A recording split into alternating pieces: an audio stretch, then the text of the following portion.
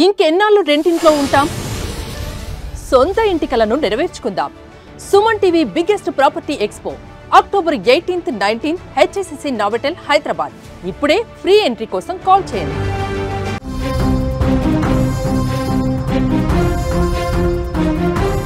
AP ప్రజలకు big alert. రాబోయే 2 రోజుల పాటు భారీ వర్షాలు 7 జిల్లాలలో ముఖ్యంగా చాలా హెవీగా పడేటువంటి అవకాశం ఉన్నట్టుగా తెలుస్తుంది. దీనికి సంబంధించిన బిగ్ బ్రేకింగ్ న్యూస్ చూద్దాం. అంతకంటే ముందు బిగ్ అప్డేట్ ఒకటి ఉందా చూద్దాం. హైదరాబాద్ మొత్తంలో ఉన్నటువంటి బెస్ట్ ప్రాపర్టీస్ అన్నిటినీ ఒకే వేదికపైకి తీసుకువస్తుంది సుమన్ టీవీ.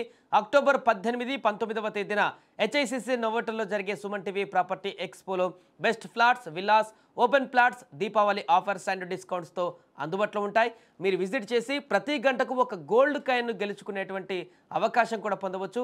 ఫ్యామిలీతో రండి, మీ డ్రీమ్ ప్రాపర్టీని సొంతం చేసుకోండి. రైట్, ఇక మన బ్రేకింగ్ న్యూస్లకు వెళ్తే గత కొన్ని రోజులుగా ఆంధ్రప్రదేశ్ను వరుణుడు ఏమాత్రం వదలలేదు.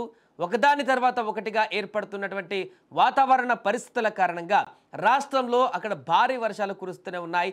ఈ క్రమంలో మరొకసారి రాష్ట్ర విపత్తుల నిర్వహణ సంస్థ కీలకమైనటువంటి హెచ్చరికలను జారీ చేసింది. ముఖ్యంగా 7 జిల్లాల ప్రజలు అత్యంత అప్రమత్తంగా ఉండాలని సూచించింది. ప్రస్తుతం రాష్ట్రం పైన ఏర్పడినటువంటి 2 ఉపరితల ఆవర్తనాల ప్రభావంతో రాష్ట్రంలో మరోసారి వర్షాలు పడేటువంటి అవకాశం ఉంది. ఈరోజు ఏకంగా 7 జిల్లాలలో పిడుగులతో కూడినటువంటి వర్షాలు కురిసే ఛాన్స్ ఉందంటూ కూడా చెప్తున్నారు.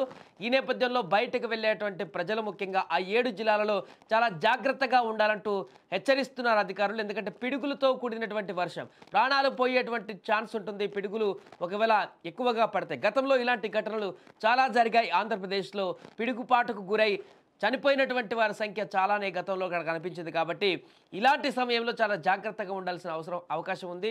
రైట్, ఇక ఈరోజు ఉదయం నుంచే ఏలూరు, కృష్ణా, ఎన్టీఆర్, నెల్లూరు, కర్నూలు, అనంతపురం, తిరుపతి జిల్లాలలోని కొన్ని ప్రాంతాలలో మోస్తారు నుంచి భారీ వర్షాలు కురుస్తాయని కూడా అధికారులు తెలిపారు. అదే సమయంలో మరికొన్ని జిల్లాలలో కూడా తేలికపాటు నుంచి మోస్తారు వర్షాలు పడేటువంటి అవకాశం ఉంది.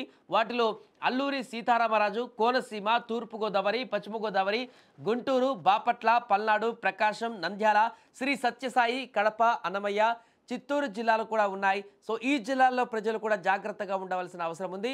అలాగే ఈ వర్షాలకు ప్రధానంగా 2 ఉపరితల ఆవర్తనాలు కారణమని విపత్తుల నిర్వహణ సంస్థ తెలిపింది.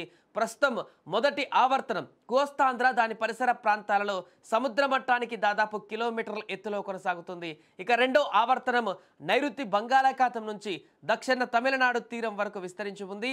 ఈ 2 ఆవర్తనాల కలయిక ప్రభావంతోనే రాష్ట్రంలో వర్షాలు కురుస్తున్నాయంటూ కూడా చెప్తున్నారు. ఏదేమైనా కూడా ఇవాళ రేపు 2 రోజుల పాటు ఆంధ్రప్రదేశ్ వ్యాప్తంగా కూడా ప్రజలంతా కొంత జాగ్రత్తగా ఉండవలసిన అవకాశం ఉంది.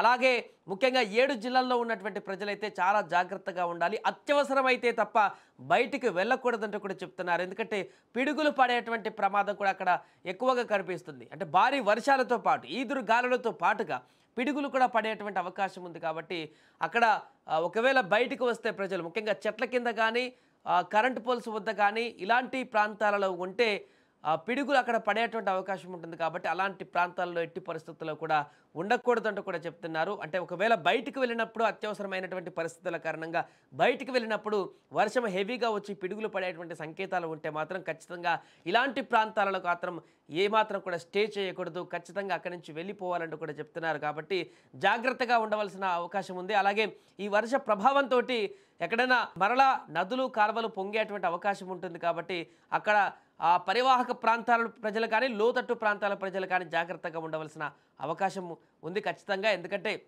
గతంలో అనేక పరిణామాలు చూసాం. వర్షాలు హెవీగా వచ్చినప్పుడు జరిగేటువంటి పరిణామాలు ముఖ్యంగా మనం చూసాం. లోతట్టు ప్రాంతాల్లో ఉన్నటువంటి ప్రజలు ఎలాంటి ఇబ్బందులు పడతారో కూడా మనం చూసాం. కాబట్టి ఇలాంటి ఎందుకంటే ఈ మధ్యకాలంలో క్లౌడ్ బరస్ట్ లాగా వర్షం కురుస్తుంది. ఎట్ ఏ టైం కుండపోతగా కురుస్తుంది. గంటల వ్యవధిలోనే 10-15 సెంటీమీటర్ల వర్షపాతం నమోదవుతుంది. ఈ సందర్భంలో ఊహించని విధంగా ఫ్లడ్స్ వచ్చేస్తున్నాయి. అప్పటి వరకు చెరువు సగం వరకే ఉంది కదా అని చెప్పేసి అనుకున్నా కూడా ఆ గంటలో వచ్చిన వర్షానికి అది నిండి మత్తడి పోస్తూ ఊర్లను ముంచేస్తున్నటువంటి సందర్భాలు కొనసాగుతున్నాయి. కాబట్టి ఇవాళ రేపు 2 రోజుల పాటు ఖచ్చితంగా జాగ్రత్తగా ఉండాల్సిన అవసరం ఉంది. న్యూస్ని ఫాలో కావాల్సిన అవసరం ఉంది ప్రజలందరికీ కూడా. ఎప్పుడు ఏం జరుగుతుంది, ఎక్కడ ఎంత వర్షపాతం నమోదవుతుంది, ఎక్కడ ఏ రకంగా ఫ్లోటింగ్ ఉంది నదులు కానీ కాలువలు కానీ అనేటువంటి అంశాన్ని క్షుణ్ణంగా పరిశీలించవలసిన అవసరం అయితే ఇప్పుడు ఉంది.